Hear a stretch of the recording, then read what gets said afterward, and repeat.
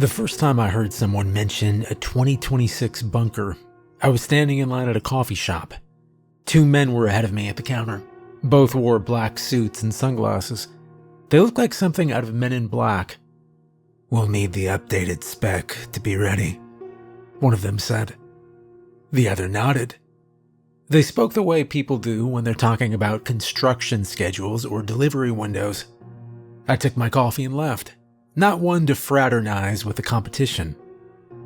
I design underground structures for a living. I don't pour concrete or operate heavy equipment, at least I don't anymore. I sit at a desk and draw things that other people build. Rooms, corridors, reinforcement layouts, mechanical systems, access points, it's technical work, precise work. People imagine bunkers as dramatic places, thick steel doors, warning lights, something that looks military. In reality, most of them look like basements that keep expanding.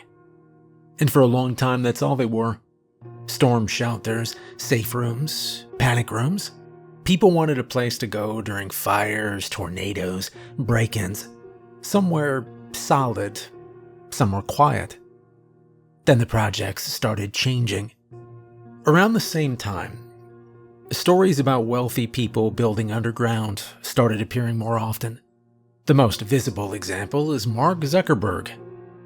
Public reporting showed that his property in Hawaii included a large private compound with an underground component connected to it. Planning documents referenced reinforced concrete, controlled access points, and independent systems. When reporters asked about it, he described it as a storm shelter. "Just being prepared," he said. And most people accepted that and moved on. In my line of work, no one did.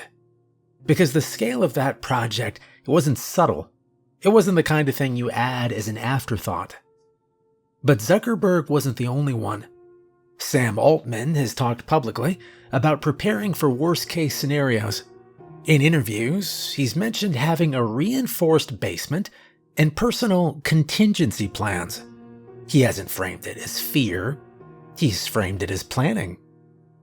Jeff Bezos doesn't talk about it much at all, but reporting around his properties has described estates designed for isolation, privacy, and self-sufficiency. The language, it's always very careful. Secure, private, hardened. Nobody ever says the word bunker. And then there are the cases that don't make headlines. I've heard stories from contractors and consultants about wealthy buyers purchasing large parcels of land in remote areas. Not vacation homes, not ranches, just land. In New Zealand, there have been publicly documented cases of foreign buyers attempting to build underground structures under agricultural or storage permits.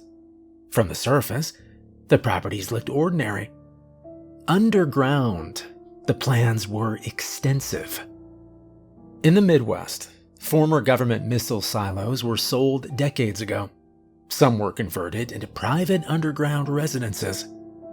You can look it up, it's true. One widely reported example was rebuilt into a multi-level structure with thick concrete walls, internal power systems, water storage, and controlled access between floors. Public coverage focused on luxury features. The engineering documents focused on survivability. In Europe, there are underground residences built into hillsides and mountains, marketed quietly to private buyers.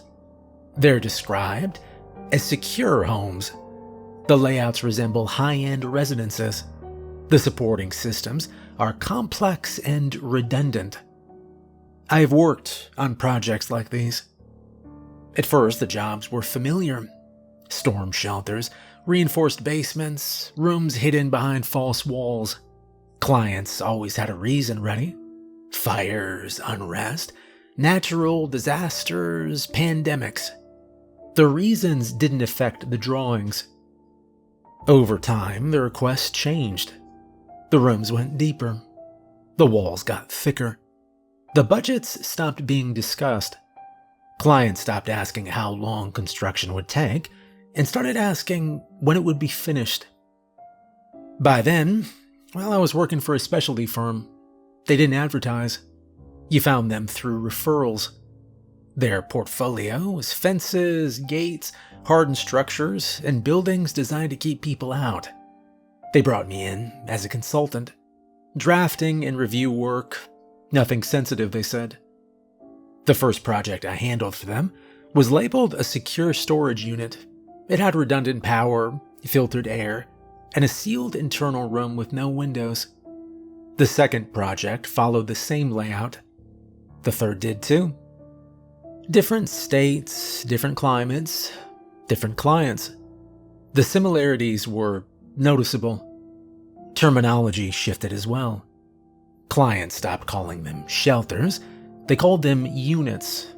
Unit A, lower unit, core unit, service unit.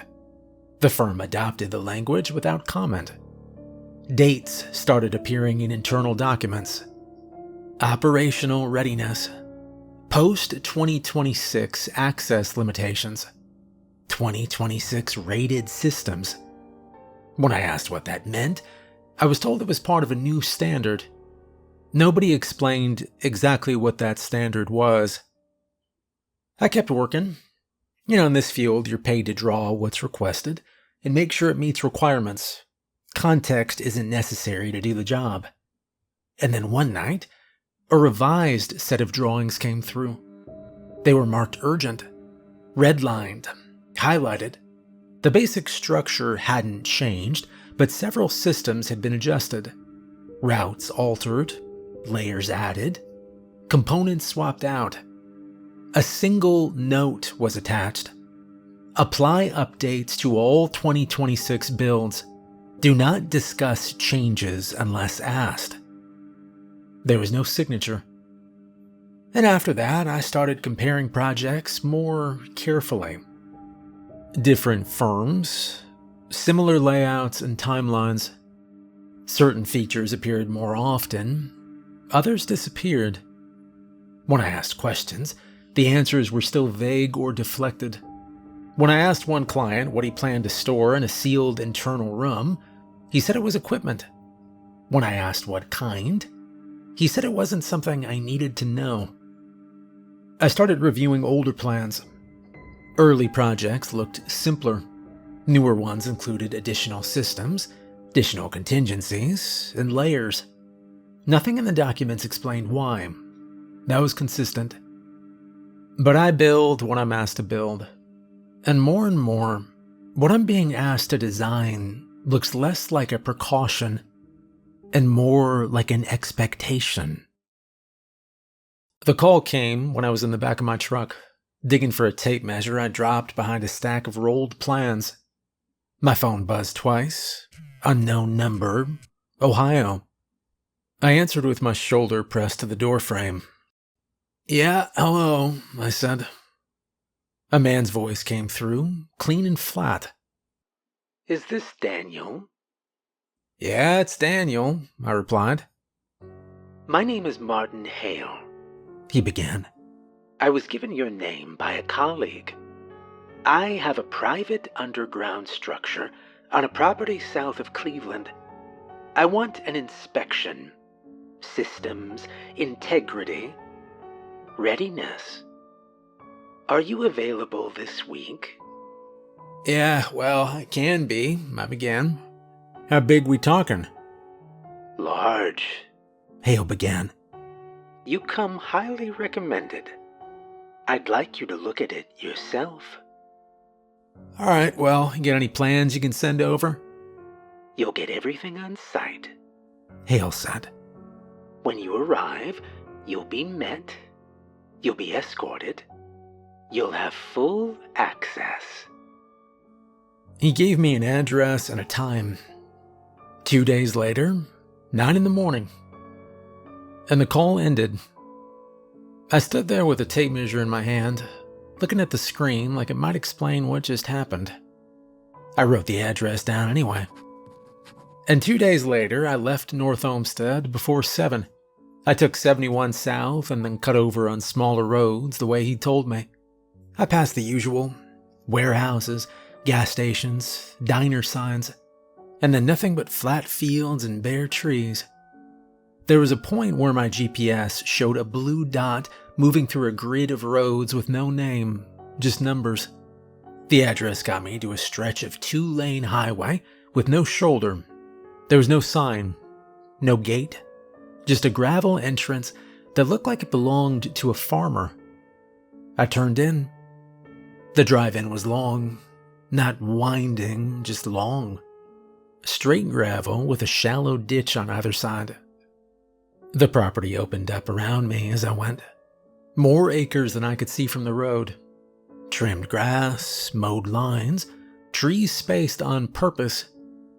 I saw the house after a minute. Modern, not huge, but expensive in a quiet way. No decorative stone, no columns, nothing that said mansion.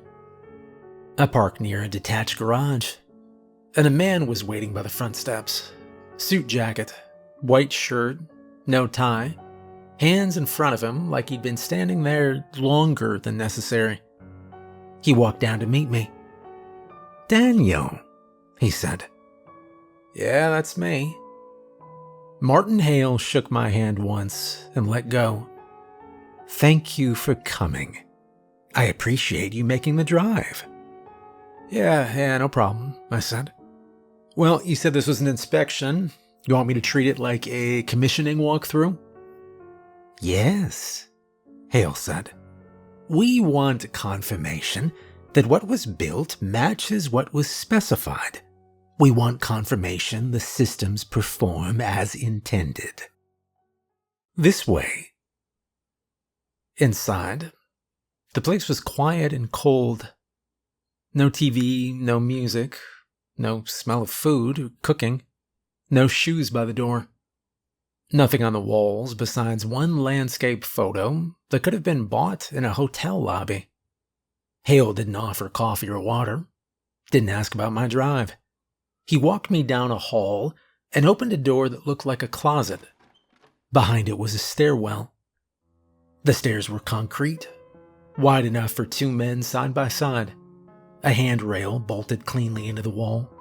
Recessed lights every 10 feet. Everything sealed, painted, finished. No exposed edges. No rough work. Hale stepped down first. "It's a long way," he said. "Yeah, how far?" "You'll see." I followed. The stairwell didn't go straight down. It ran in long segments, turning on landings. Each landing was the same size, the same angle, the same light placement. It was built for traffic, not a panic tunnel or hatch escape. A real passage people could use daily. After the first minute, the sound of the house was gone. No HVAC hum from above. No floor creaks. Just our steps and the soft noise of air moving behind the walls. I glanced up once and couldn't see the door anymore. We kept going. The air got colder, drier, smelled like concrete and new plastic. Filtered air, it's always got that clean, dead smell, like an office building after hours. I checked my watch without thinking. We'd been walking down for 3 minutes. Hale didn't slow. At the bottom, the stairwell opened into a corridor with a ceiling higher than the one upstairs. The walls were concrete, but faced with panels. Smooth, white, industrial, but finished. The floor was polished, not shiny marble, just sealed concrete done properly. The corridor ran straight for a long distance, with doors along one side, each door marked with a simple label. Unit A, Service, Mech 1. I stopped just inside and let my eyes move over the space. "This is bigger than I expected," I said. Hale nodded. "That's why you're here." I pulled my notebook out, started doing what I always do. "All right, power first. Where's your primary intake and transfer?" Hale pointed down the corridor. "This way." We walked past 2 doors and into a room that sounded alive. Fans, low vibration, a steady mechanical presence that you feel through the soles of your shoes. The room held 2 generators on mounts, both enclosed with sound dampening. Fuel lines ran cleanly. A bank of batteries sat along the far wall, tied into inverters, and a panel that looked like it belonged in a hospital. I looked at the labels. I looked at the redundancy. "All right, 2 gens," I said. "And this battery bank is not a backup, this is a second system." "Yes," Hale said. "All right, fuel storage?" Hale led me to an adjacent room. Tanks. Not a couple drums. Tanks designed to sit there for years. "Filtered intake?" "Yes." "Manual start?" "Yes." I wrote it down. I moved to the electrical panels. Everything was labeled by zone. Nothing sloppy. No handwritten tape. The work was professional and expensive. "This looks like a commercial install," I said. "It was." "Who did it?" I asked. "Oh, a firm that understands discretion." I didn't push that. Next, I checked air. Hale took me into an air handling room that was clean enough to eat off the floor. Pre-filters, HEPA, a section labeled with chemical filtration, spare filters stored in sealed packaging, a bypass system that could route around 1 unit if it went down. "How many intakes?" 4. "Where are they?" "On the property. Protected." "Can I see them?" "Not today." I wrote that down too. Water came next.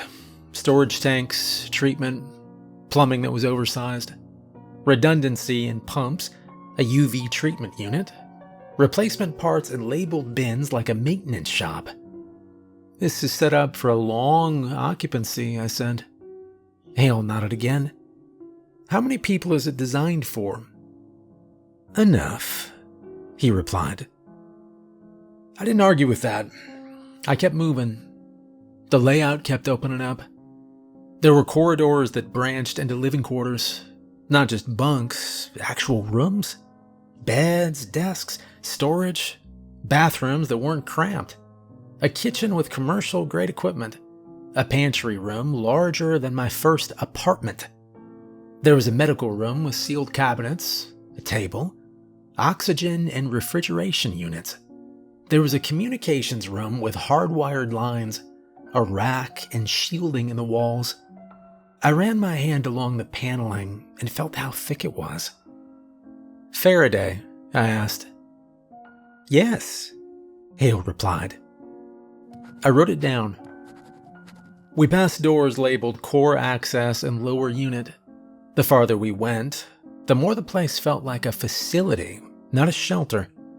The ceiling stayed high. The lighting stayed even. The ventilation was balanced. No hot spots, no stale corners. It was well done.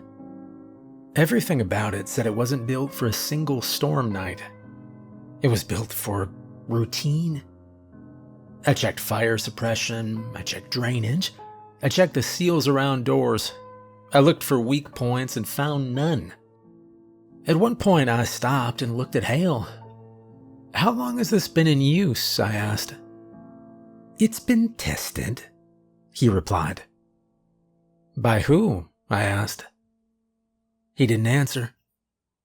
He checked his watch and looked back down the corridor. "I have something to take care of upstairs," he began. "I'll leave you to finish your inspection." He reached into his jacket and handed me a thin access card. "All doors you'll need are active," he said. "Take your time. I'll come back down when you're done." I nodded. Hale turned and walked away toward the stairwell. His footsteps carried for a while, and then blended into the background noise of the bunker. I stood there for a moment, completely alone in this massive underground space.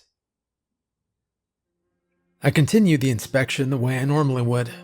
I moved through the remaining corridors, checking door seals, wall thickness, where mechanical cutaways exposed it, and drainage points along the floor. Everything matched the standard of the rest of the structure. The workmanship was consistent.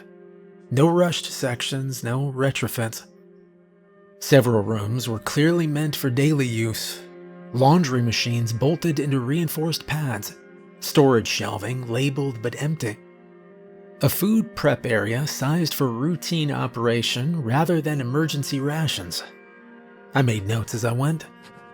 The lower unit extended further than I expected.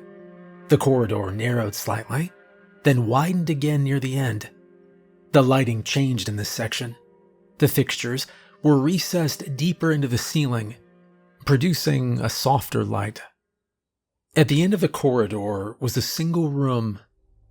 The door was open. Inside, the space was larger than the others and mostly empty. Shelving lined one wall. A work table stood against another. In the center of the room was a low metal podium anchored to the floor. A book rested on top of it. I stopped just inside the doorway. The book didn't match anything else in the room. Wasn't stored or protected. Wasn't labeled. It was just there. I walked toward it. The book was resting flat on the podium, already open to the middle.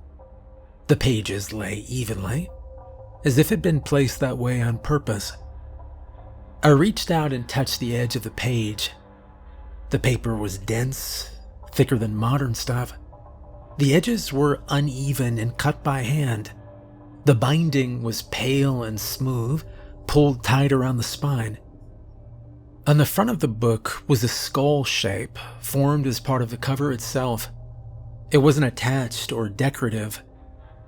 I leaned closer and looked at it. The pages were filled with dense text arranged in narrow columns.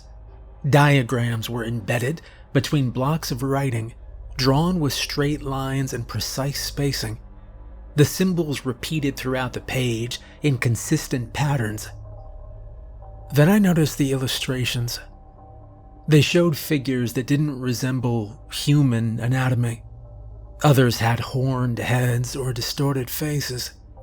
The drawings were detailed and deliberate, not stylized or abstract. At the top of the page, there was a large number, 2026. I read it again to be sure. The number did not look like it was added later. It was part of the page layout, aligned with the text beneath it. After that, I stopped thinking about the rest of the bunker. I focused on the book. I studied the diagrams, then the figures, then the symbols repeating along the margins.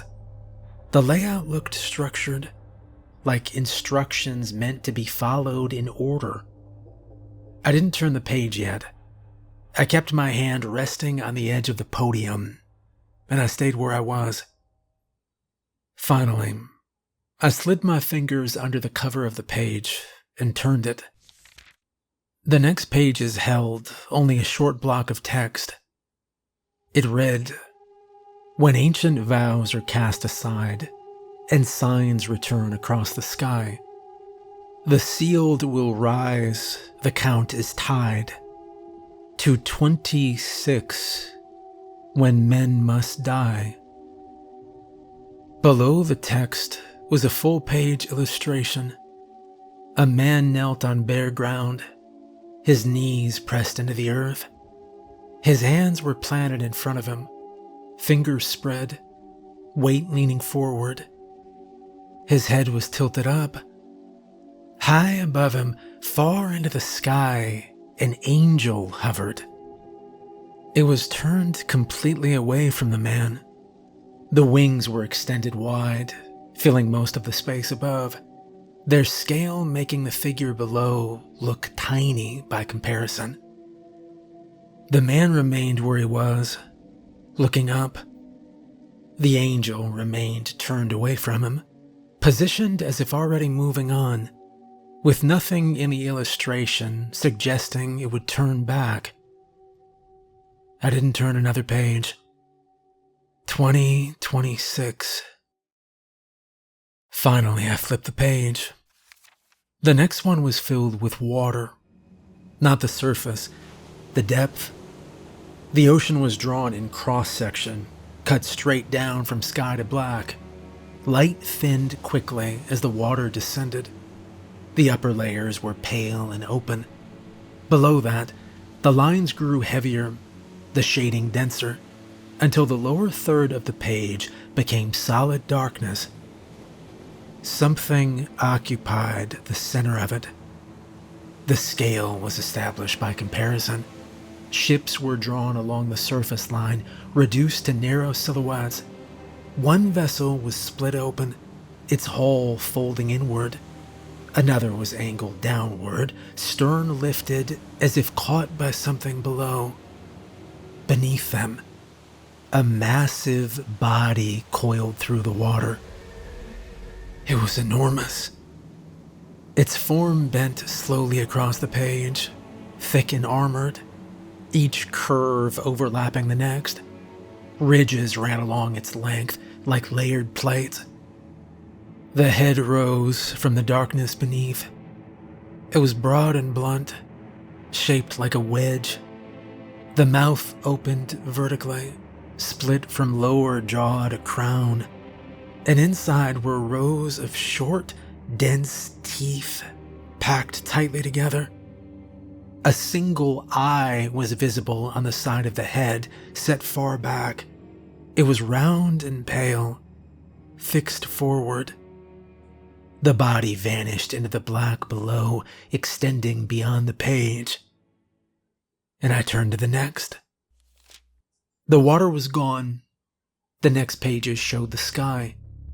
The background was left open and empty. No clouds, no stars. Suspended within it were spheres, perfectly round.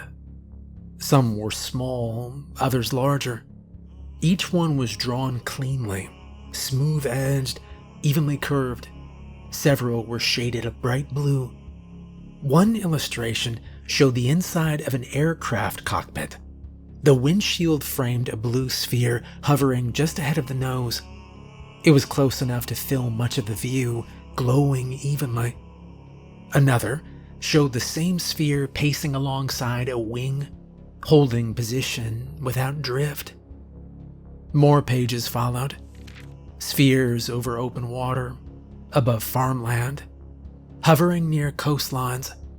Several illustrations showed a blue sphere descending straight down into the ocean.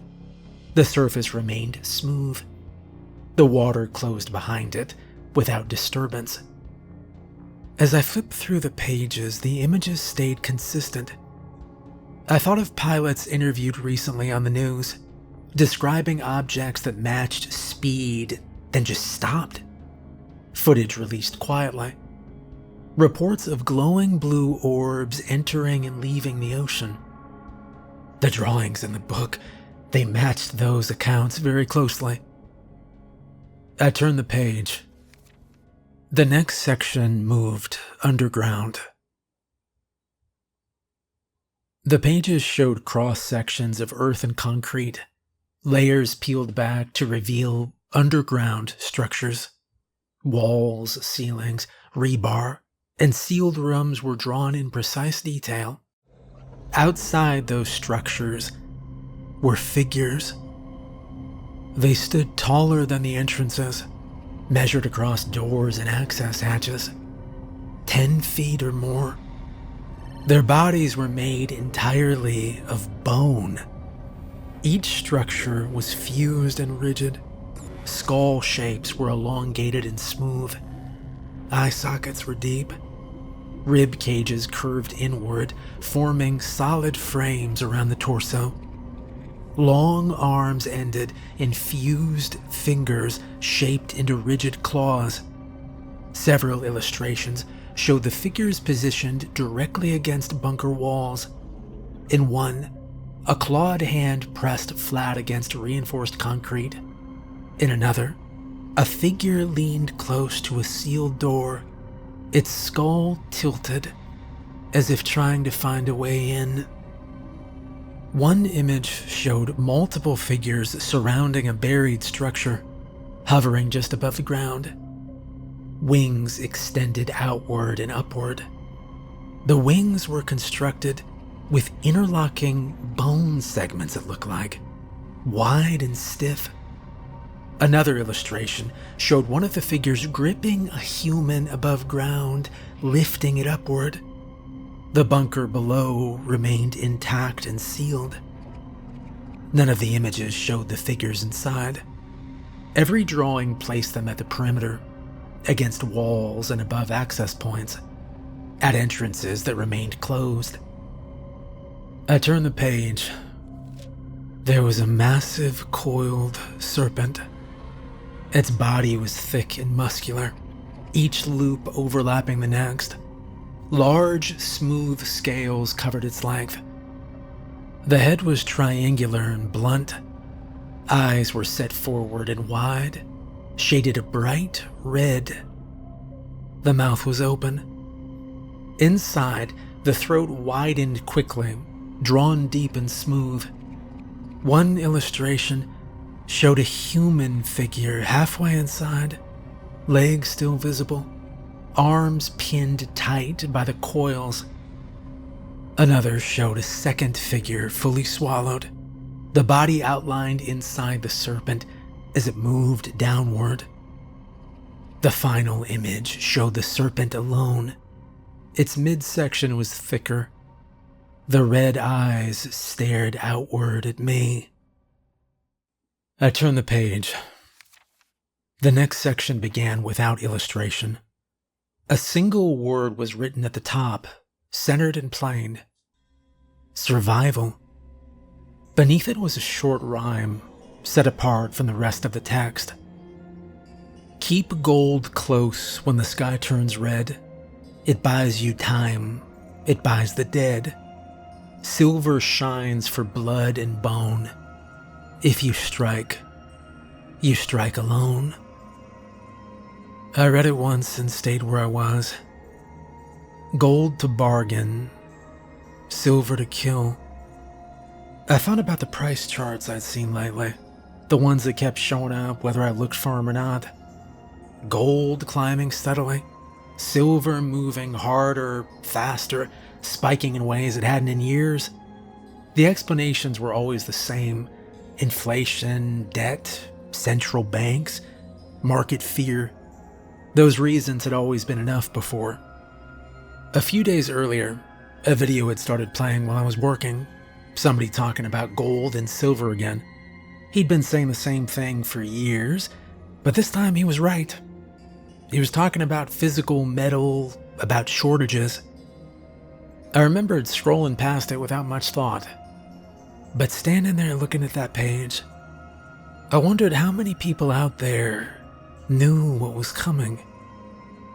I thought about the bunkers I'd worked on, the ones that went deeper every year, the ones with storage rooms left empty on purpose, shelving waiting to be filled with something specific.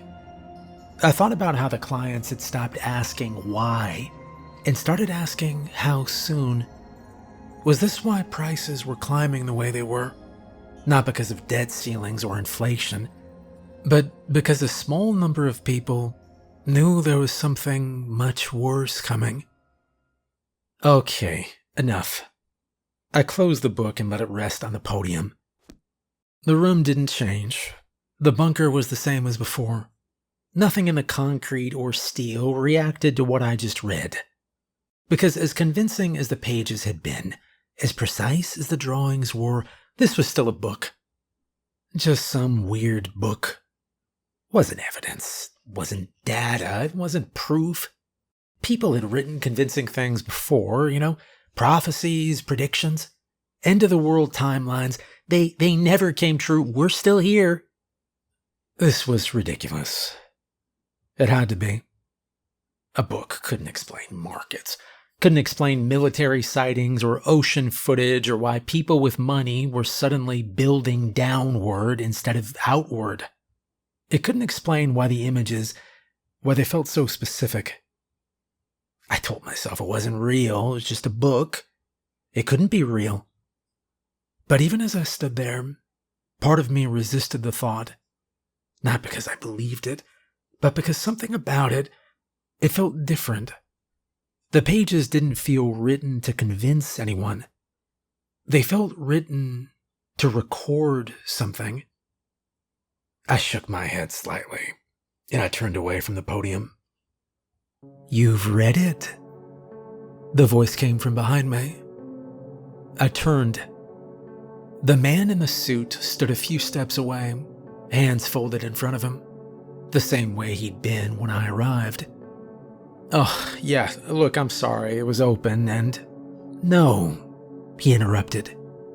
"It's all right." He didn't sound upset or surprised. "I wanted you to." He looked past me at the podium, then back at my face. "You've seen what's coming." "You mean the story?" I began. "The book? I read a few pages. It's creepy, but..." I gestured back toward the podium. "It's a book," I continued. That's all it is." He didn't interrupt me, didn't raise his voice. He just waited until I stopped talking. "Come with me," he began. "I want to show you something." He turned before I could answer. We didn't take the main corridors. He led me through a service passage I hadn't checked yet, narrower than the others, the ceiling lower, the lighting spaced further apart. We went down another set of stairs. This level wasn't finished the same way as the rest of the bunker. The walls were raw concrete, no panels or paint. The floor was bare. The sound of our steps carried farther. At the end of the corridor was a single door. It was steel and reinforced. A small window set into it at eye level, covered by very heavy glass. He stopped beside it. "I'm going to open the shutter," he said. "I wouldn't look for long." He slid a panel aside. Something was behind the glass. I didn't understand what I was seeing at first. My brain tried to classify it and failed. Whatever was in that cell didn't move toward the window. It didn't react to us. That made it worse. My chest tightened and my mouth went dry. I felt my hands curl without meaning to. Every instinct I had told me to step back. I did. "That's enough." He slid the panel closed immediately, and we stood there in silence for a moment. I didn't ask what it was. I didn't ask how it got here. I didn't want answers that would stay with me. We went back the way we'd come. When we reached the finished levels again, the bunker felt almost normal by comparison. He stopped near the podium. "I brought you here because I'm not good with things like these. Power, air, water, redundancy.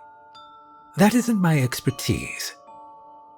He reached into his jacket and removed 2 objects. Tickets. They were rigid, covered in gold foil that caught the light as he moved them. There was no writing on them, except the number 2026. He held them out in his open palm.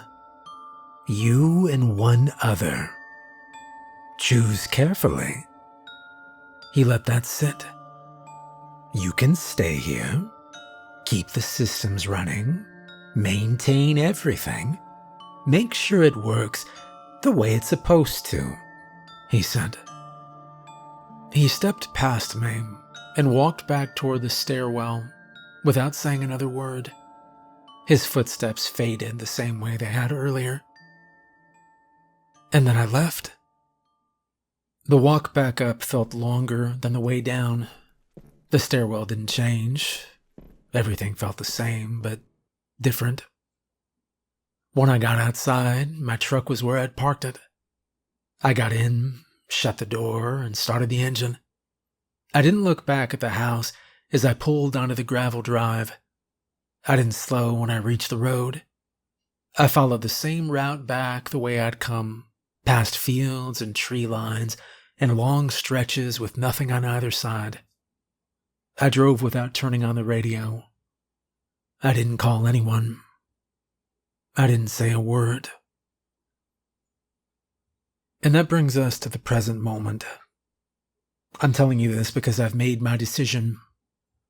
I've accepted his offer. I'm taking my son, Julian, 8 years old. Last night after dinner, I sat down with him on the couch and I pulled one of his books off the shelf, one of the older ones, a picture book with monsters in it. The kind where the creature is always somewhere in the background of the page, half hidden behind furniture or trees, while the story pretends it isn't there. I told him I was going to read it. He leaned against me and watched the pictures while I did. Didn't say anything. Just followed along, turning his head when I turned the pages. When we reached the part where the monsters filled most of the frame, I closed the book instead of finishing it. I told him we were going to be leaving soon. Somewhere different. He looked up at the book, then at me. "Where are we going, Dad?" "Where we'll be safe from monsters," I said. I told him it was a place built to keep people safe. Deep underground. I kept my voice even. I told him he could bring whatever he wanted that fit in one bag. He nodded once, stood up, and went to his room. I heard drawers opening. I heard the zipper on his backpack. When he came back, it was half full, clothes folded wrong, his monster book tucked inside it. I told him we'd leave in the morning, and he went back to bed. After he fell asleep, I stood in the doorway and watched him. I told myself I was doing the right thing. I told myself that this was what fathers were supposed to do. The truck is fueled and ready. We'll be leaving soon. I didn't plan to say anything. That was the easiest option. Get in the truck and just drive away. Let the rest of the world figure things out on its own. But I couldn't live with that.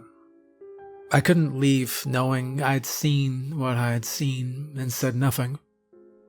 Knowing I'd been warned in a way most people were not. So this is me warning you. I know times are hard. I know money is tight and friends are harder to come by than they used to be. Talk to the people around you. Your friends, your neighbors, the ones you trust. Band together if you can. Organize. Make a plan that doesn't rely on everything working the way it always has. Pick one place to go. Think about food, about shelter. Think about how you'll protect each other if it comes to that. Don't assume someone else will handle it. And if you're able, get gold or silver, even a single coin. It wasn't framed as advice in the book. It was framed as survival. I don't know exactly how any of it works, and I don't think explanations matter much right now. But maybe preparation will. I have seen the things that are coming. Do what you can. Just do what you can. And get ready.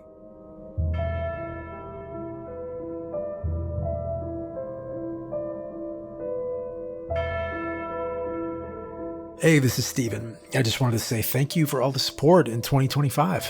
I hope 2026 is a great year for all of us and that we're not eaten by demons. Good night.